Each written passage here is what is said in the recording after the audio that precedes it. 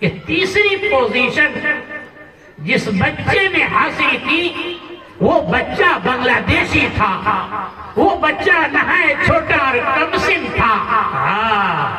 اس بچے کا نام بھی صالح ہے۔ جب وہ چلا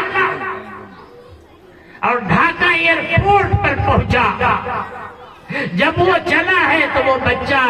اس کی جیب میں 1,00,000 سعودی ریال پلس یعنی 21 لاکھ بنگلہ دیشی روپیہ لیا۔